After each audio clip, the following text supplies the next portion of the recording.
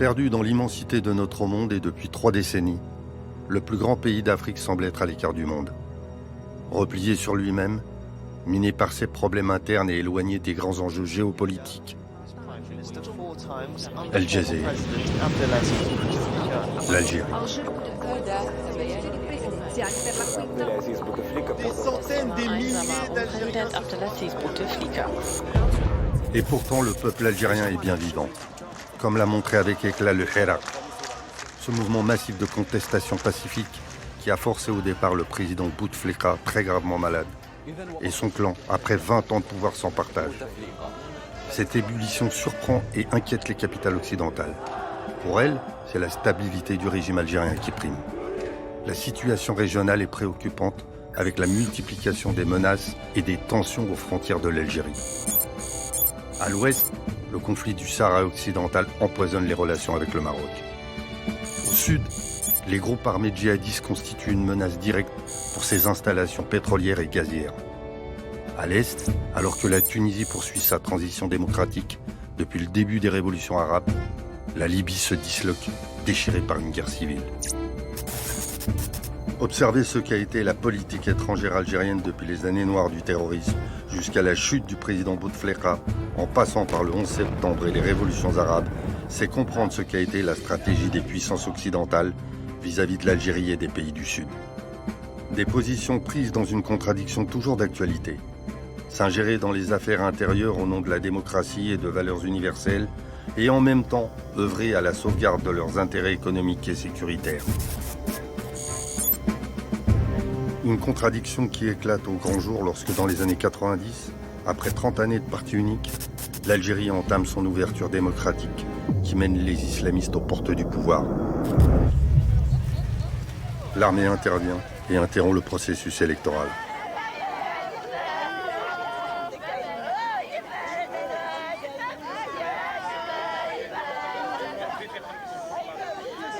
Le pays sombre dans le chaos et plonge alors dans plus d'une décennie de violence, de terrorisme et d'isolement international.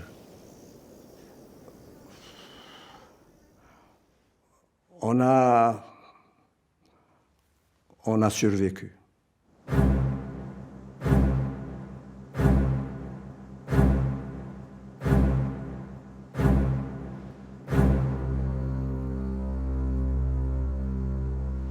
On a organisé une élection qui a mal tourné et qui finalement au lieu de régler des problèmes, a créé des problèmes énormes qui nous ont valu 10 ans de malheur et, je ne sais pas, 100 000, 150 000, 80 000, 200 000 morts et les destructions qu'il y a eu. La période de la crise politique et sécuritaire est incontestablement la période la plus difficile pour la diplomatie algérienne. Les Occidentaux avaient eu un rapport tout à fait manichéen avec cette histoire du terrorisme qu'ils confondaient avec l'islam. Il était difficile à l'époque d'expliquer à la communauté internationale que l'islam n'était pas responsable de l'usage qui en est fait. Il était difficile d'expliquer aussi aux étrangers que la violence terroriste n'était pas nourrie uniquement par une frustration à caractère électoral, mais également par des réseaux internationaux. Il était difficile d'expliquer aux étrangers à l'époque que le terrorisme était un phénomène transfrontalier et qui n'était pas né en Algérie, que l'Algérie subissait les conséquences du tout. Elle n'était pas pourvoyeuse. Nous, on s'était engagés dans une double action. Lutter contre le terrorisme, mais en même temps reconstruire l'État.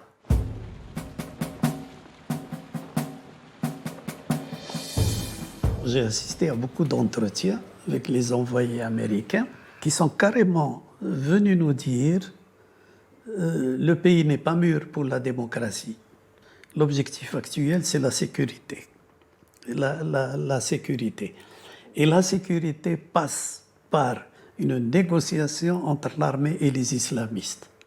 Presque toutes les puissances occidentales pensaient que le pouvoir algérien n'allait pas tenir plus de 6 ou 8 mois. Ils nous l'avaient fait même savoir. C'est très très difficile quand une grande puissance vous fait savoir qu'elle ne compte pas beaucoup sur votre durabilité.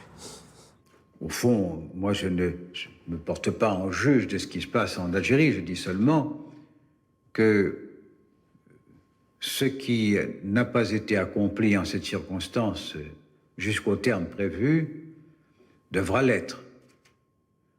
Et que les dirigeants algériens s'honoreront en retrouvant le fil de la démocratisation nécessaire, qui passe forcément par des élections libres. Chaque fois que la France, quelles que soient les personnalités qui s'expriment, parle de l'Algérie ou donne des conseils à l'Algérie ou exprime des positions sur l'Algérie, la réponse, et pas simplement des autorités algériennes, c'est de dire, écoutez, vous êtes l'ancienne puissance coloniale qui pendant tant de décennies, nous a mis dans la situation de dépendance. S'il vous plaît, mêlez-vous de vos affaires. Nous avons payé le prix de la colonisation. L'ingérence, c'est le premier pas vers la colonisation. C'est le premier pas vers la domination. Il y avait une telle pression extérieure, n'est-ce pas, pour nous imposer une sortie de crise conforme à ce qui se faisait à l'époque. Il fallait veiller à ce qu'il n'y ait pas d'internationalisation de la situation en Algérie, y compris aux Nations Unies. Je crois que nous avons toujours été extrêmement pointilleux. Non-intervention dans les affaires des autres et refus de l'intervention de qui que ce soit dans nos affaires. Souvent, quand vous traitez avec les puissances occidentales, ils mettent en avant les droits de l'homme, qui ne s'accommodent pas facilement de la question de la non-ingérence dans les affaires intérieures des autres. Vous savez, l'histoire de qui tue qui a été remarquée aux Nations Unies. Et les ONG qui disaient que c'est l'armée algérienne qui tue ses propres populations se sont fait entendre. Il y a eu, je pense, un véritable embargo. Un véritable embargo qui ne disait pas son nom concernant l'acquisition des armes. Il a fallu passer par, si vous voulez, des fournisseurs, si vous voulez, d'armes, au lieu de s'adresser directement à des États. Ah, on se sentait seul. Ceci nous a donné une certaine force de lutte au niveau des Nations Unies, etc., en disant carrément, je le dis d'une façon populaire, tant que vous ne condamnez pas le terrorisme, tant que vous ne reconnaissez pas que l'Algérie est victime d'une tentative de destruction de l'État national républicain, je ne parle pas avec vous. L'armée algérienne s'est repliée sur elle-même. Elle avait, à l'époque, elle ne communiquait pas. La première communication, si vous voulez, officielle, ça a été la réception du panel onusien.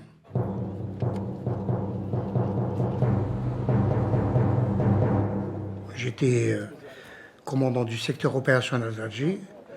Je devais leur expliquer le déroulement de 2 massacres. Pour nous, c'était une occasion magnifique. Déjà, la première chose, c'était expliquer que le terrorisme n'avait pas commencé avec l'arrêt du processus électoral, mais le terrorisme avait commencé bien avant. Et ils ont fait un long rapport, plutôt compréhensif envers l'Algérie au sujet de ce qui s'est passé. Ça a calmé un petit peu, si vous voulez, en tous les cas, les Nations Unies. Le corps diplomatique a tenu et l'armée a tenu. Et je pense, avec bien sûr le soutien populaire, c'est ce qui a sauvé la République à l'époque.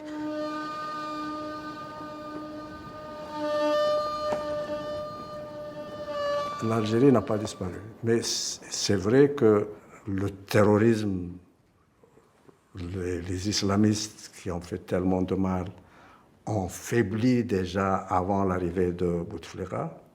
Et puis avec l'élection de Bouteflika, qui n'a jamais cessé d'être le grand ministre des Affaires étrangères qu'il a été, il a tout de suite repris les activités de l'Algérie en Afrique et dans le monde arabe. En 1999, alors que les maquis islamistes sont quasiment vaincus, un clan de l'armée estime que Bouteflika, figure emblématique de la diplomatie algérienne dans les années 70, et le seul à pouvoir redonner sa place à l'Algérie sur la scène internationale. 99, vos présidents arrivent. Là, je vous dirais que moi, j'étais stagiaire au ministère des Affaires étrangères quand il était déjà ministre. Hein. C'était un monstre diplomatique. Abdelaziz Bouteflika fut le fringant ministre des Affaires étrangères du président Houari Boumedienne. Il est à la tête d'une diplomatie tiers-mondiste, engagée au service des luttes d'indépendance. La diplomatie algérienne paraissait brillante. C'est tout simplement parce qu'elle reflétait la situation d'un pays qui se développait avec ses tares, ses difficultés et ses succès. Et puis, dès la mort et c'est là qu'il y a un tournant, dès la mort de Boumedienne, on est rentré dans une phase descendante.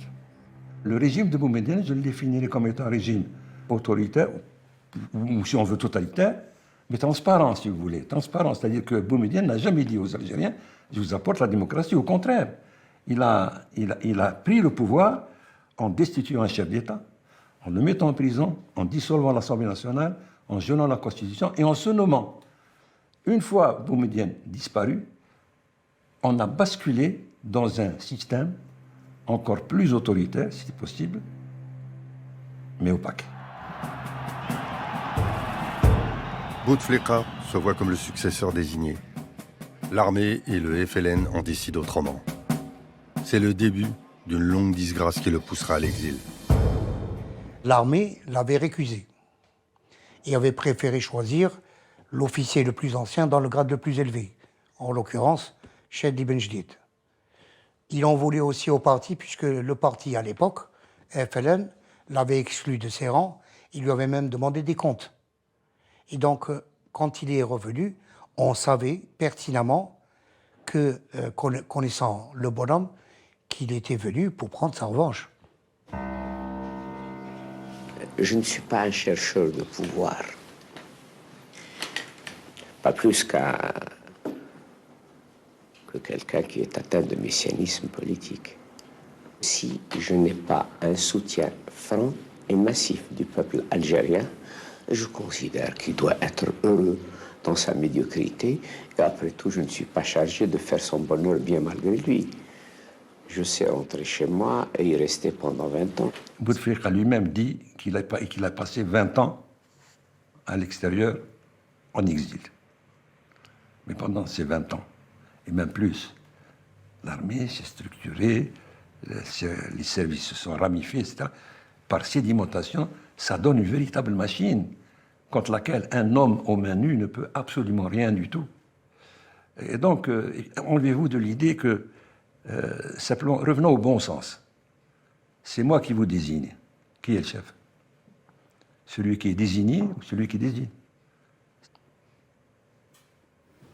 Que l'ANP se soit immiscée des problèmes politiques et autres du pays, je le dis oui. Nous avons dit aussi que nous avons vaincu le terrorisme, même s'il continue à tuer de nos citoyens. Mais le terrorisme est vaincu. Par contre, l'intégrisme est intact. C'est une lutte d'abord à caractère politique, à caractère économique. Celle-là, malheureusement, elle n'a pas encore atteint ses objectifs. Ce que je sais de lui, c'est qu'il a toujours refusé Bouteflika comme président. Dès le début, il n'était pas d'accord pour qu'on le ramène. Et il avait carrément dit, c'est un homme auquel l'Algérie avait fait appel en 1994. En 1994, voyant la situation dans laquelle se trouvait le pays, il a fui. Je ne vois pas pourquoi on le ramènerait au moment où on avait liquidé le terrorisme du point de vue militaire et au moment où il avait une embellie financière. Qui l'a ramené? C'est une frange de l'armée? L'ex-général Larbi Belkhir avec Toufiq. C'est eux qui l'ont imposé. Le président Bouteflika succède au général Zarouel. Pour lisser l'image du régime, Il prend soin de normaliser les relations avec l'étranger. Quand Bouteflika est devenu président, il a pris l'engagement de faire en sorte que l'Algérie retrouve son rang sur la scène internationale. Dans son interaction avec les chefs d'État, il expliquait quelle était l'évolution politique en Algérie, là que le terrorisme était en voie d'être vaincu et quelle politique il entendait mettre en œuvre pour réconcilier les Algériens. Le président algérien a un carnet d'adresses. Il sait jouer de son réseau et considère qu'il est l'unique patron de la diplomatie algérienne. Sur la scène internationale, le nouveau président se présente comme l'homme de la paix et du changement. C'est lui qui solde les années noires et impose aux Algériens une loi de concorde civile. Un couvercle de fonte est posé sur leur douleur.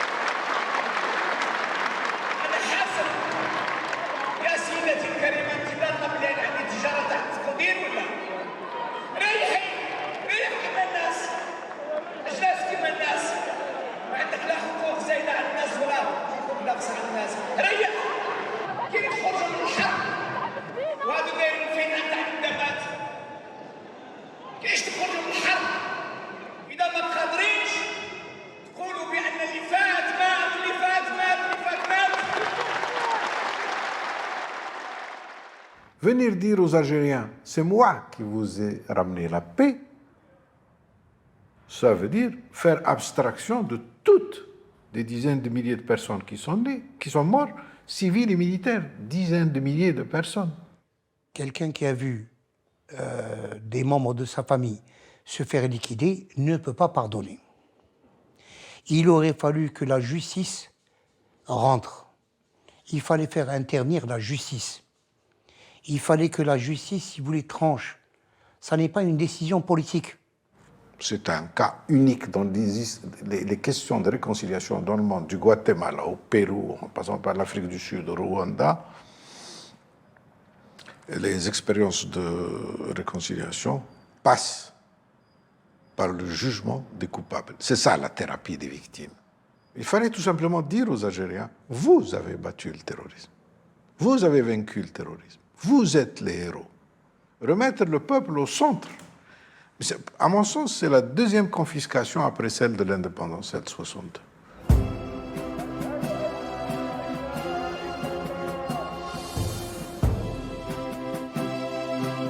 Il était porteur d'une volonté très forte de réussir à convaincre la communauté internationale que l'isolement était terminé et que l'Algérie était de retour. Relance des relations avec la France, avec le Maroc. Il a repris les relations diplomatiques avec l'Iran très rapidement, avec le Soudan également. Le Soudan, nous avons rompu nos relations diplomatiques lorsque nous avons vu qu'à l'Académie militaire soudanaise, il y avait des groupes du GIA qui se préparaient pour l'Algérie future, n'est-ce pas ? Et donc, il a commencé à reprendre les relations diplomatiques avec tout le monde, à normaliser les relations avec les pays avec lesquels on avait des problèmes. Très vite, Bouteflika cherche à normaliser les relations avec le Maroc. Pour montrer sa bonne volonté, il assiste aux obsèques du roi Hassan II. En marge des funérailles, il serre la main du premier ministre israélien, Ehud Barak.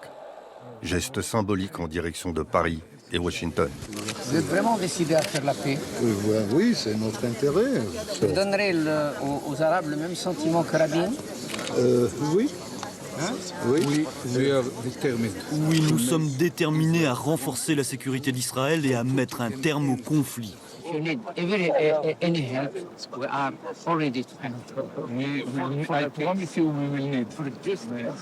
Bon, l'Algérie n'est pas un pays qui est prêt à faire la paix avec Israël et donc à se donner ce poids positif.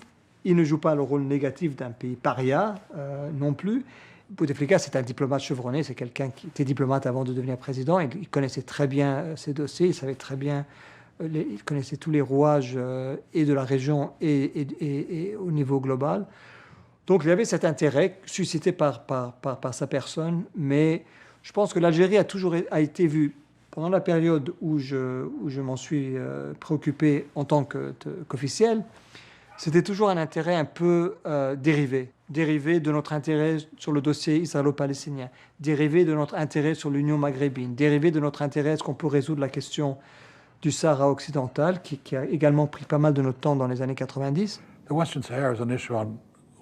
Le Sahara occidental est une question dans laquelle les États-Unis ne veulent pas s'impliquer fortement. Car s'impliquer fortement, cela veut dire choisir un camp. Et comme nous entretenons de bonnes relations avec l'Algérie et de bonnes relations avec le Maroc, ça nous arrange de laisser l'ONU s'en occuper. Ce qui est dommage, d'une certaine façon.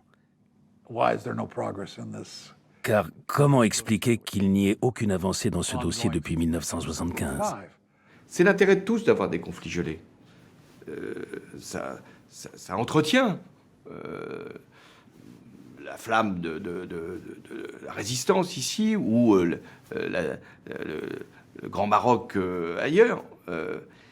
Et on vit assez bien avec un conflit gelé. Et on ne va pas jusqu'au bout de son règlement. Et ça nuit, et ça c'est peut-être le problème le plus important pour le Maghreb, comment deux grands pays comme l'Algérie et le Maroc en sont encore là, à ne pas pouvoir envisager des politiques communes. Mais tant que ce problème demeurera, on sait que ça a cette conséquence.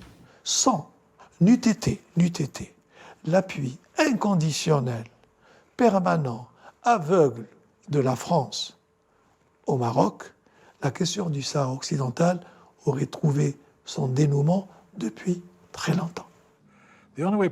La seule façon d'avancer, ce serait que la communauté internationale s'intéresse davantage à cette question, à savoir essentiellement le Conseil de sécurité et, plus particulièrement, le prétendu groupe des amis du Sahara occidental, États-Unis, France, Grande-Bretagne, Espagne et Russie.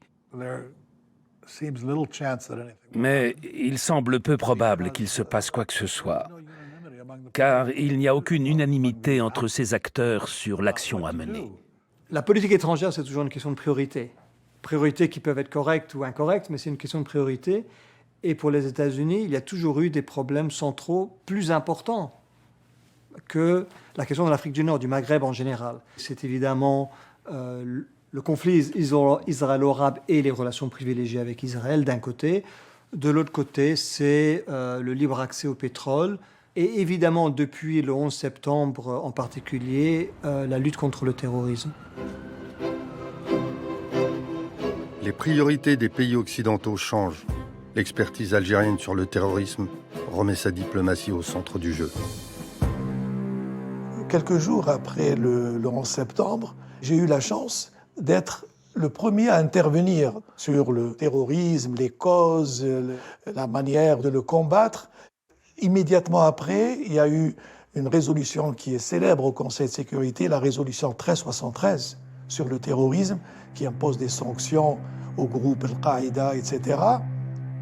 Bouteflika était le premier à envoyer un message et même à se rendre aux États-Unis pour exprimer les condoléances, etc. À partir de ce moment-là, une relation s'est développée avec l'Algérie sur la base des priorités américaines. Après le 11 septembre, il y a eu une sympathie beaucoup plus grande au sein de l'administration Bush à l'égard de l'Algérie. Concrètement, cela a signifié une coopération accrue entre les services de renseignement. Le gouvernement américain a d'ailleurs installé un bureau du FBI à l'ambassade américaine. On a eu la première délégation du département d'État et du Pentagone qui s'est rendue en Algérie pour avoir une discussion approfondie avec le ministère algérien des Affaires étrangères et les autres bureaux. Le dialogue avec les services algériens sur les questions liées au terrorisme a été bien meilleur qu'auparavant. Quand le regard des États-Unis change sur vous, le regard de l'Occident, du reste, suit.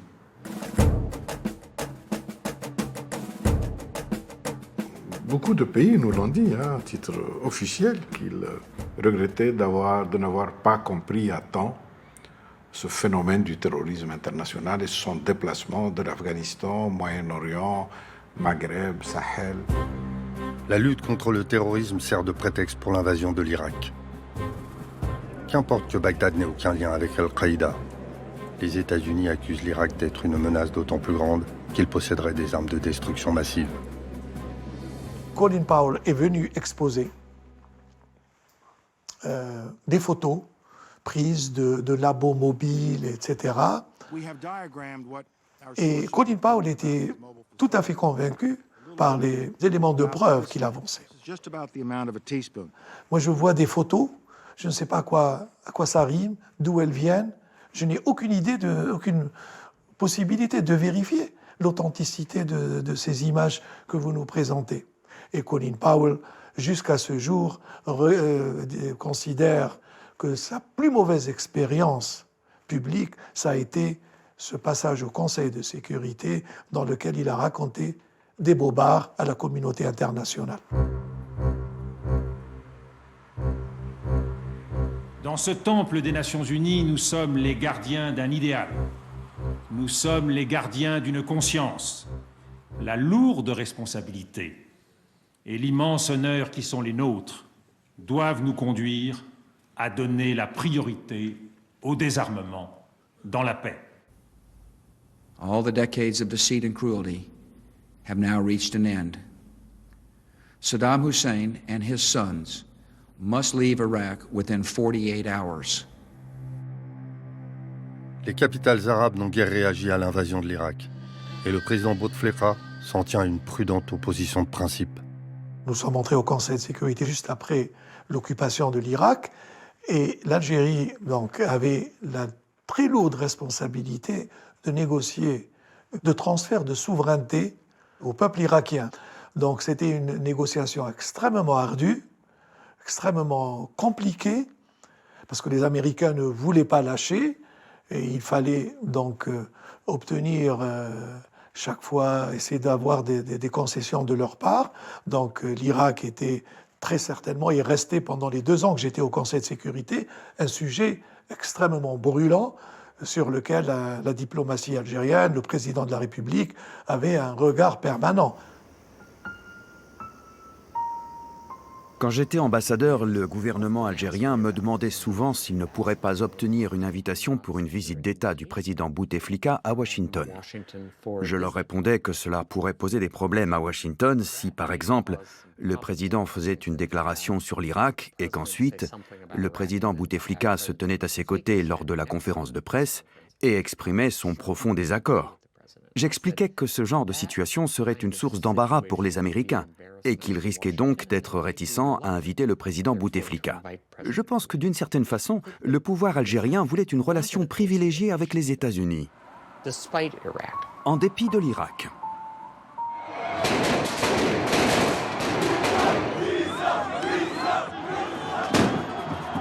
Acclamée par les Algériens, c'est la France de Jacques Chirac qui se fait le porte-voix de l'opposition à la guerre et de la colère de la rue arabe. Chirac avait pris position contre la guerre en Irak, tandis que leur président s'était tu. Et ça, c'est terrible.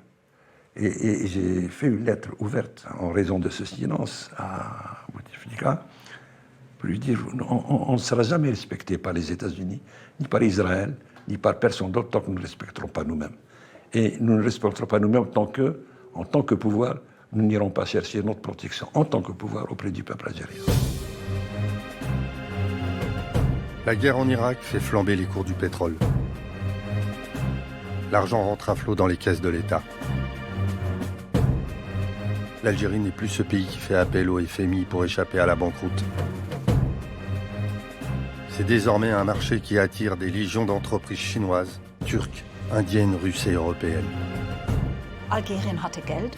L'Algérie avait de l'argent à cause du prix du pétrole. Et elle est redevenue plus intéressante pour l'économie en général et pour les investissements à cause des liquidités dont elle disposait. Tous les ambassadeurs allemands qui se sont rendus en Algérie sont passés dans mon bureau pour un briefing avant de commencer. Quand je les ai revus un an plus tard, on était dans les années 2000.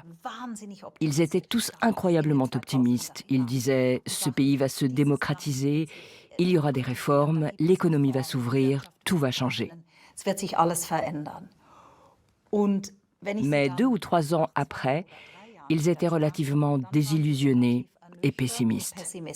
On s'est dit au début des années, à la fin des années 90, début des années 2000, que le pays allait s'ouvrir au monde, qu'on allait pouvoir échanger, avoir des investisseurs étrangers avec nous qui vont nous accompagner par du savoir-faire. On sortait quand même de 10 années de déconnexion totale avec l'économie mondiale.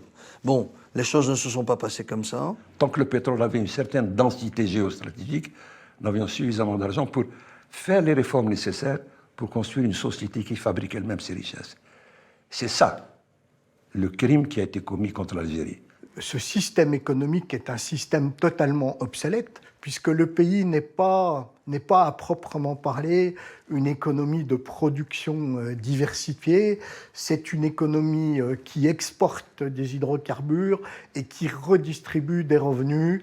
Et ces revenus étant dépensés la plupart du temps par un flux d'importation très important. L'autre phase du problème, c'est quelle est la santé du pouvoir politique? Où va cet argent qui est donné par le pétrole? Moi, je vous donne un exemple. Boumediene a eu 25 milliards de dollars de revenus. Pendant tout son gouvernement, il a eu 25 milliards de dollars de revenus. Bouteflika en a eu 1000.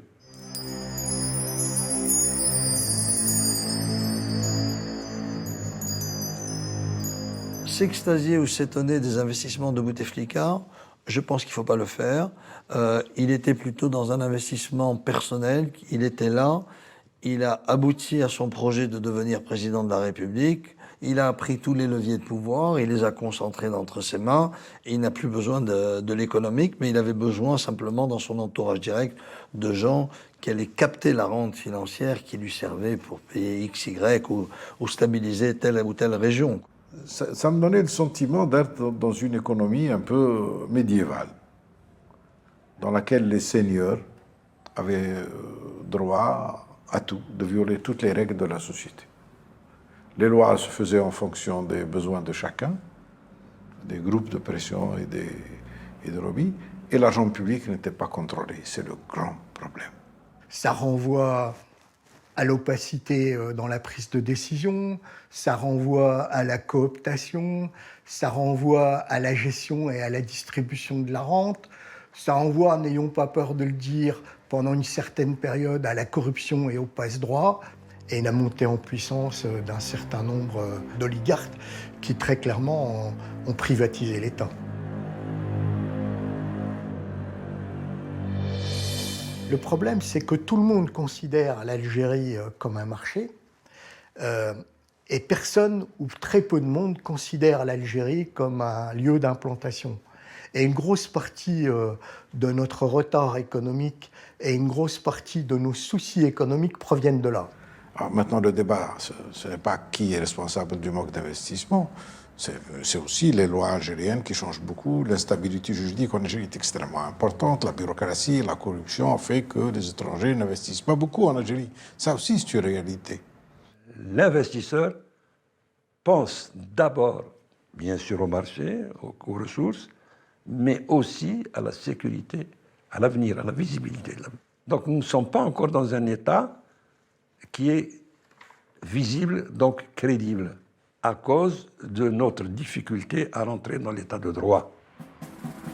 Dans un contexte d'aisance financière, pour pérenniser son pouvoir, le président fait amender la Constitution qui limitait à 2 le nombre de mandats présidentiels. La voie pour une présidence à vie s'ouvre à lui dans le silence de la communauté internationale. Je ne peux pas répondre au nom de l'armée, entendons-nous bien. Mais personnellement, je peux répondre personnellement, à l'époque, on avait condamné cette attitude et la preuve en est, c'est qu'il n'a pas osé organiser un référendum pour le changement de la Constitution. Il a transféré le document à l'Assemblée nationale, qu'il avait augmenté la veille, je crois qu'il avait fait monter la paye des députés à 40 millions par mois pour qu'il accepte, si vous voulez, qu'il traficote la Constitution. Bouteflika nous a réconciliés avec la présidence à vie.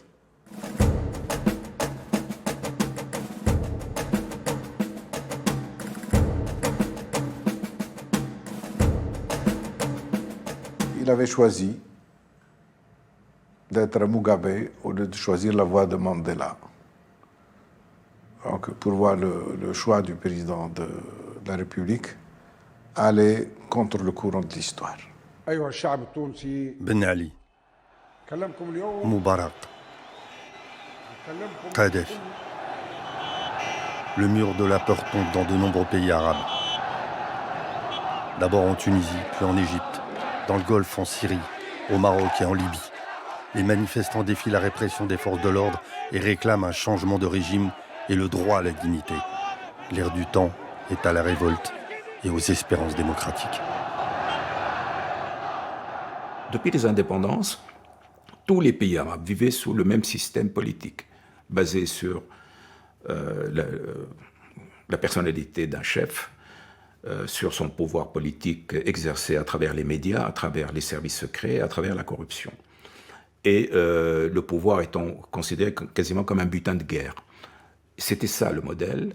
Et donc je me suis dit, ça va exploser partout, puisque les mêmes causes produisant les mêmes effets, vous allez avoir des explosions partout.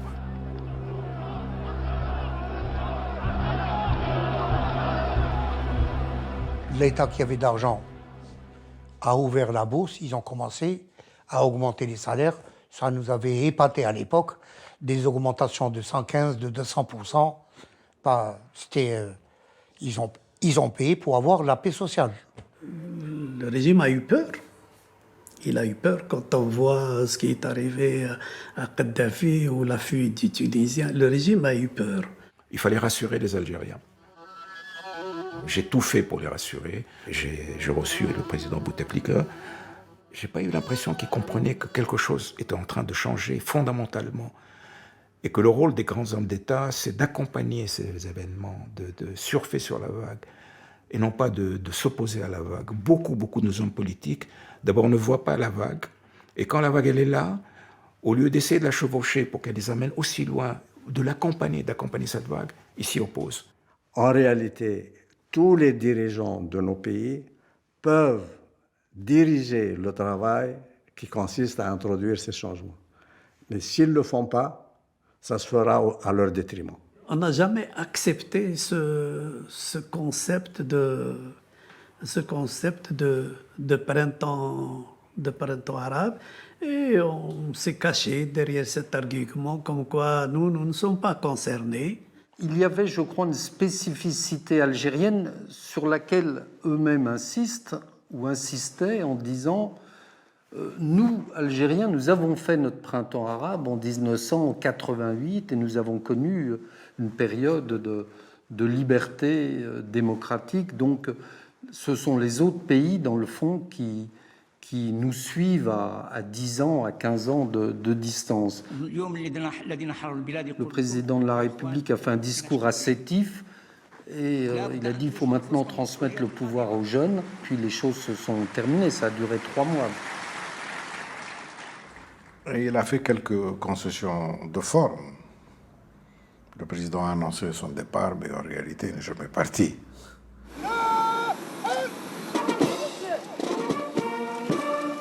Quand je viens en Algérie comme président de la République, en 2012, le président Bouteflika n'est pas en santé excellente, mais en pleine capacité d'exercer sa fonction. De l'extérieur, on veut toujours la stabilité d'un système. C'est toujours préférable, on se dit, on les connaît, donc on pourra poursuivre les relations. Et quand on sait ce qu'a été la crise terroriste vis-à-vis de l'Algérie, on ne peut pas prôner des solutions d'aventure. J'ai été toujours très attentif à ce que les autorités algériennes pouvaient me dire sur ce qui se passait en Tunisie, ce qui se passait en Libye, ce qui pouvait se passer en Égypte, au temps où les frères musulmans, Morsi, étaient au pouvoir. Ça nous donnait aussi un certain nombre d'informations. Ça permettait de corriger quelques appréciations. François Hollande a apporté plus de soutien à la révolution tunisienne qu'aucun président français, certainement pas Sarkozy à l'époque. Donc il est venu plusieurs fois. J'ai longuement discuté avec lui pour essayer de le convaincre d'une chose, de dire que ces islamistes-là que vous craignez, c'est nous qui les avons amenés au champ de la démocratie.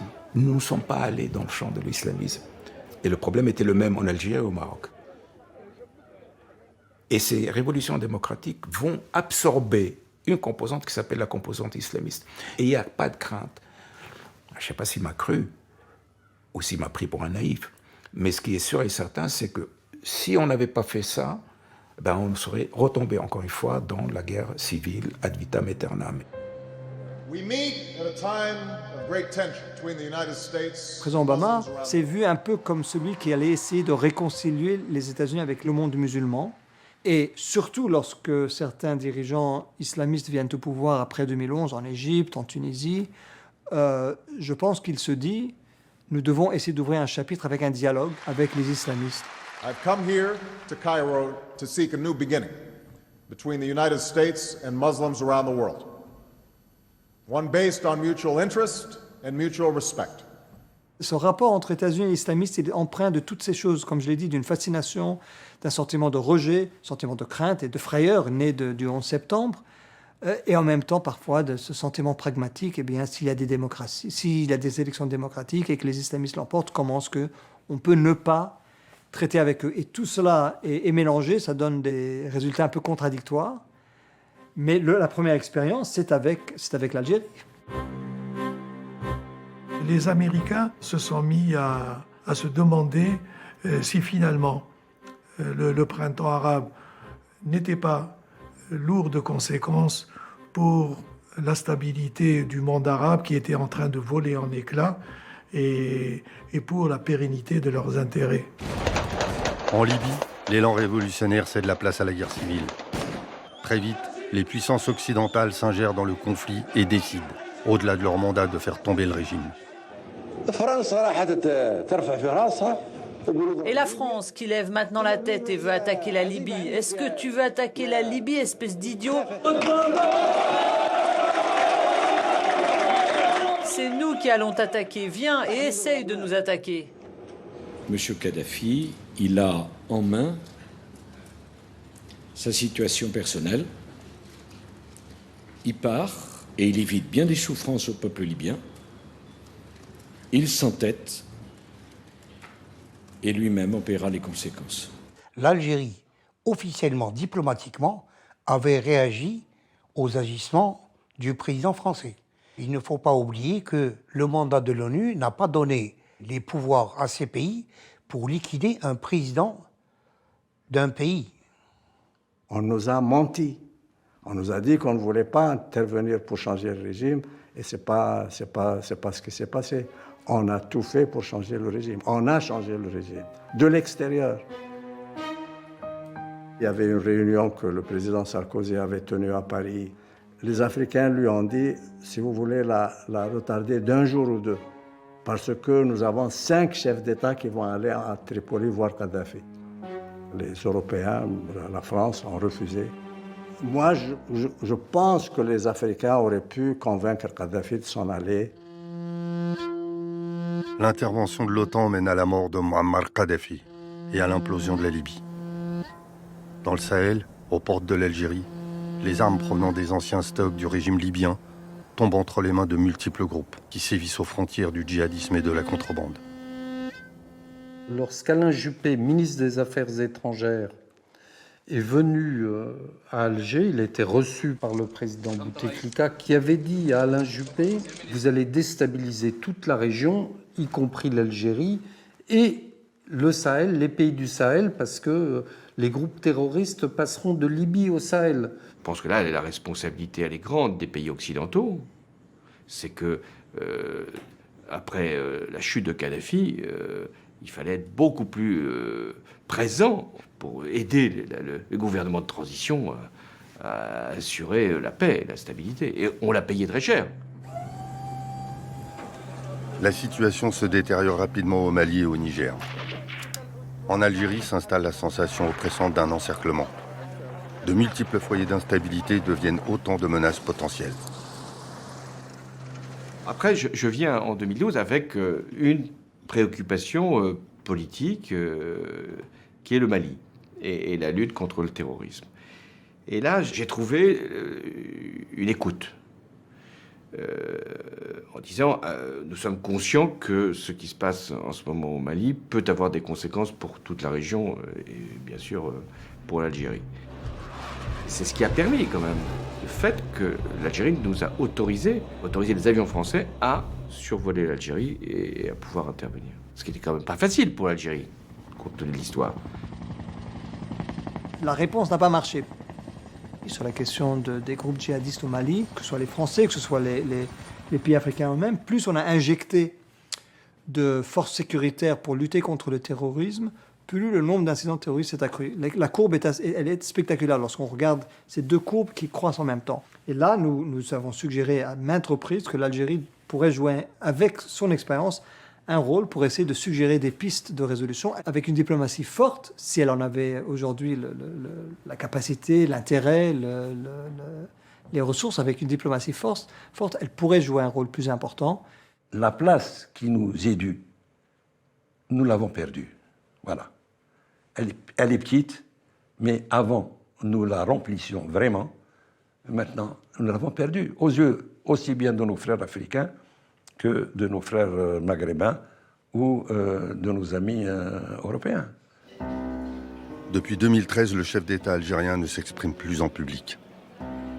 Gravement malade, il est souvent hospitalisé en France et en Suisse. Sa longue maladie éloigne l'Algérie à nouveau de la scène internationale. C'était de la gestion des affaires courantes, si vous voulez. Et puis, il y a eu une évolution importante dans la diplomatie moderne, c'est que c'est devenu une diplomatie des chefs d'État. Et je me souviens combien de fois nous avons été humiliés de voir la porte de la salle où se réunissent les présidents se fermer sur nous, parce qu'il n'y avait pas de président algérien. Malgré la vacance du pouvoir, l'armée algérienne continue de sécuriser les frontières du pays. L'Algérie, passage obligé pour des milliers de migrants subsahariens, est le garde-frontière de l'Europe. Elle bloque ces damnés de la terre qui rêvent du vieux continent et les reconduit sans ménagement aux confins du désert.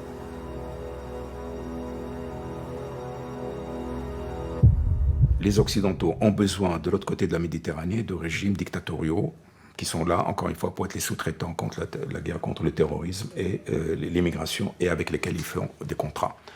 C'est malheureux à dire, mais ça a été ma grande découverte. Parce que quand je suis arrivé aux affaires, je m'attendais à ce qu'effectivement, il y ait une aide massive à la Tunisie sur le plan économique, etc. Rien. Au cours des 2 dernières années, l'Algérie a été le principal client pour les exportations allemandes de matériel militaire. Parmi les éléments qui entrent en jeu, il y a certainement le fait de vouloir bien équiper l'armée algérienne pour qu'ils puissent vraiment surveiller les frontières, que ce soit par rapport à la Tunisie, à la question du terrorisme ou à celle du contrôle de mouvements migratoires. Et évidemment, on ne peut pas nier que c'est commode pour l'Allemagne et pour l'ensemble des pays européens que l'Algérie sécurise ses frontières et que l'Union européenne n'ait pas à intervenir là-bas. Les Européens ne sont pas intéressés par la démocratie en Algérie, processus démocratique. Pour eux, c'est la stabilité, y compris les Américains. Puisque c'est stable, gardons les choses en l'état. Début 2019, les Algériens apprennent que leur président, malade et invisible, brigue un 5e mandat. C'est l'humiliation de trop, pour un peuple blessé dans sa fierté, de se voir ainsi représenté aux yeux du monde. C'est cette image que Bouteflika a renvoyée de lui-même et de l'Algérie, et qui a été considérée par les Algériens comme une agression, une atteinte à leur dignité. Ça a été le moment de rupture entre Bouteflika et son peuple.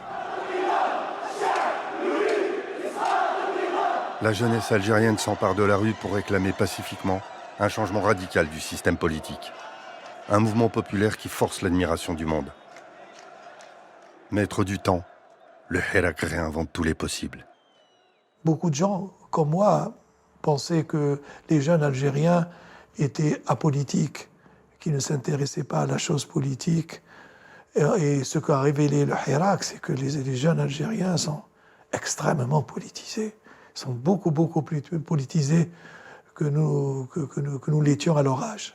Ça ne peut changer que par les jeunes en Algérie. Ça ne peut changer, ça ne peut être porté que par les jeunes qui sont nés dans un environnement différent, qui regardent le monde avec une autre perspective, qui sont plus mondialisés, qui ont un rapport avec le temps réel et qui ne comparent pas l'Algérie d'aujourd'hui à celle des années 60, mais qui comparent l'Algérie au reste du monde.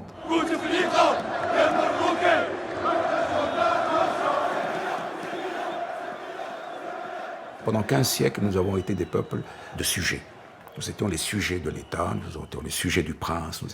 Et aujourd'hui, le Hirak, c'est ça le phénomène fondamental. Le Hirak, ce qui se passe en Irak, ce qui se passe en Algérie, ce qui s'est passé en Tunisie, c'est la naissance du peuple de citoyens. روحوا يعطونا يتبعوا، الشعب هو اللي يحكم، والعصابات اللي راهي طمعوا، غير يقولوا لها راهي تحلم، خبروها باش تكون سامعه، الشعب توعى وتنظم وما يطيح حتى دمعه، ومن المحال نزيد نظلم، نزيدوا تشوفونا كل يوم وكي نحبوا وكل جمعه كي تروحوا نتوما لبلاد سكم.